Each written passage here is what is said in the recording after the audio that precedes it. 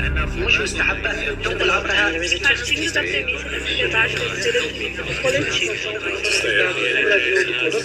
da Covid-19 a enfermidade causada por esse vírus. Projeto EI, Educação e Informação. Atravessando a pandemia.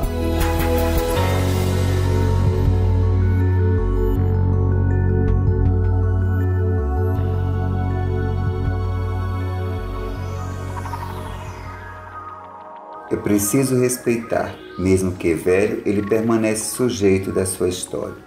Trago para o referido projeto algumas reflexões sobre o processo de envelhecimento numa perspectiva histórica e cuidados com a saúde, já que o idoso, neste cenário de pandemia, constitui-se um sujeito de maior risco. Sobretudo, destacar a importância que temos que dar e a dedicação que temos que ter com o sujeito que envelhece e que, na maioria das vezes, os cuidados que lhes são devidos e necessários são negligenciados.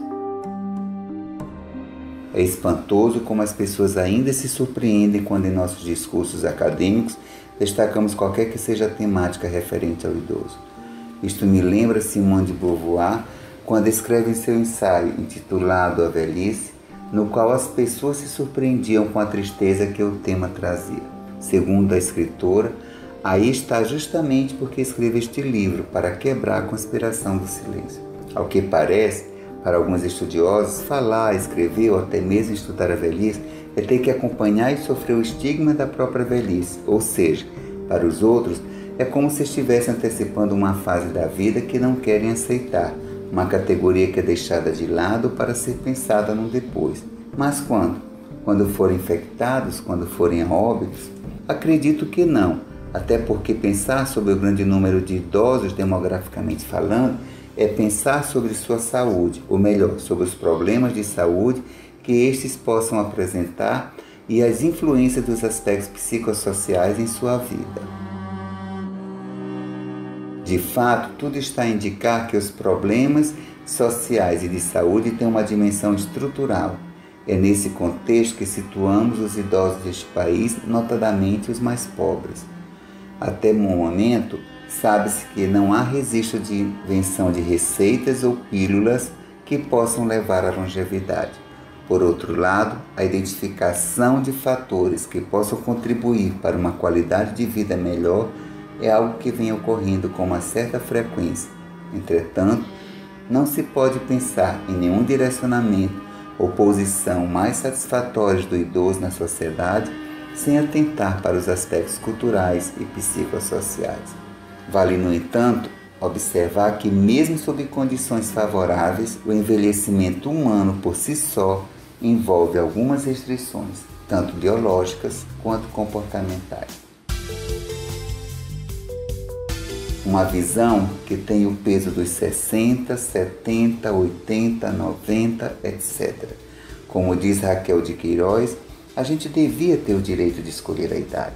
Sabe-se que não é exatamente isso que ocorre, porém, se não se pode escolher a idade, pode-se pensar na possibilidade de se oferecer condições para uma melhor qualidade de vida do idoso. E neste cenário de pandemia fica mais evidente essa situação, considerando as disparidades sociais e econômicas entre os idosos brasileiros. É nessa fase que, se comparada com a adolescência, período de transição para uma vida adulta, na qual todos os sonhos, fantasias e descobertas possíveis e impossíveis são marcantes, que podemos citar Proust, quando nos diz: é com adolescentes que duram um número bastante grande de anos que a vida faz velhos. Tão espantoso quanto natural chega a ser o envelhecimento. Dele ninguém escapará, se viver mais tempo. Por outro lado, é motivo de zombaria se o velho, longe de estar caduco, revelar e buscar a realização dos seus desejos. É a velhice ainda encarada e negada como algo à parte do ser humano, um período da vida em que nenhum lugar do mundo tem caráter de iniciação, muito menos de celebração.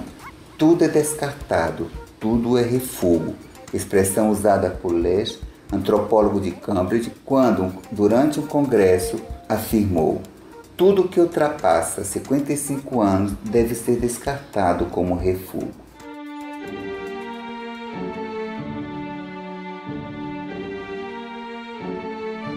Não há ritos de passagem quando se completa 60, 70, 80 anos ou mais.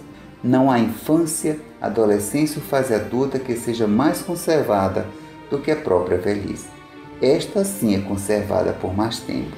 Aqui os ritos de passagem são ignorados, até porque a velhice é associada a uma finitude que está próxima. Contudo, embora não tenha sido possível visualizar um cenário tão diferente em tempos de pandemia com o idoso, foi possível, mesmo que minimamente, observar uma certa centralidade que os idosos tiveram e estão tendo nesse cenário atual. Não podemos admitir que se a finitude está próxima é porque o envelhecimento chegou, muito menos ainda aceitar que qualquer serviço de saúde seja negligenciado na vida do idoso.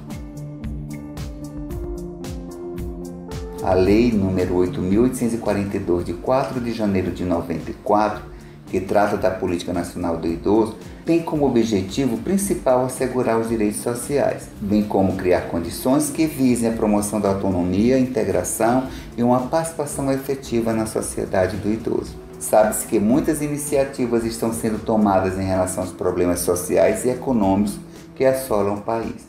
Neste contexto, o idoso é duplamente afetado, pois muitos programas voltados para o atendimento do idoso são engavetados. Outros não dispõem de recursos financeiros ou humanos para a sua implementação. Quando não, são ignorados.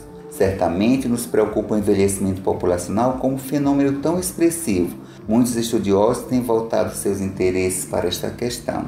Novaes propõe que a desnaturalização da noção de velhice, utilizada nas concepções e práticas dos cientistas, pode ser um passo importante para compreender o processo de envelhecimento como experiência e vivência única e própria para cada ser humano, considerando o contexto histórico-social.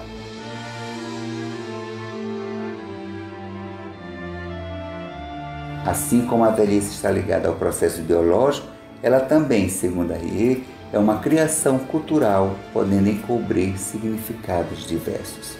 A tentativa de definir velhice é algo que dá margem a várias interpretações.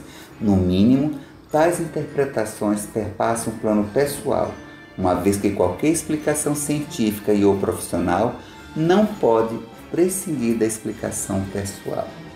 Ser velho, ser idoso, estar na terceira idade ou na quarta idade, qualquer que seja o termo usado, não faz diferença quando o que pesa não são os anos que os fazem envelhecer, mas o crescente número destes e a condição subjetiva daqueles que se incluem nesta categoria.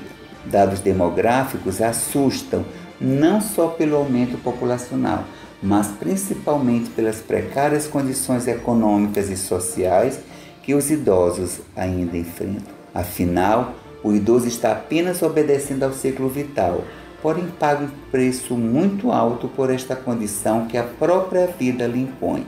Uma condição que não evidencia as mesmas características da infância, adolescência ou qualquer outra fase anterior. Ele não é mais um infante, nem um adolescente, mas um ser humano que, diferente destes, é alguém que, mesmo sendo considerado de menor importância, tem características próprias. Seu envelhecimento pode até evidenciar o desgaste corporal, porém esta mesma evidência não se observa necessariamente no envelhecimento mental, pois a mente do idoso não apresenta características atrofiantes. Assim, é preciso respeitar, mesmo que velho, ele permanece sujeito da sua história e pode estar presente em minha vida, na sua vida, em nossas casas, todos juntos, atravessando a pandemia. Eu sou João Cabral, psicólogo e professor do curso de Medicina da UFMA, Campus Pinheiro.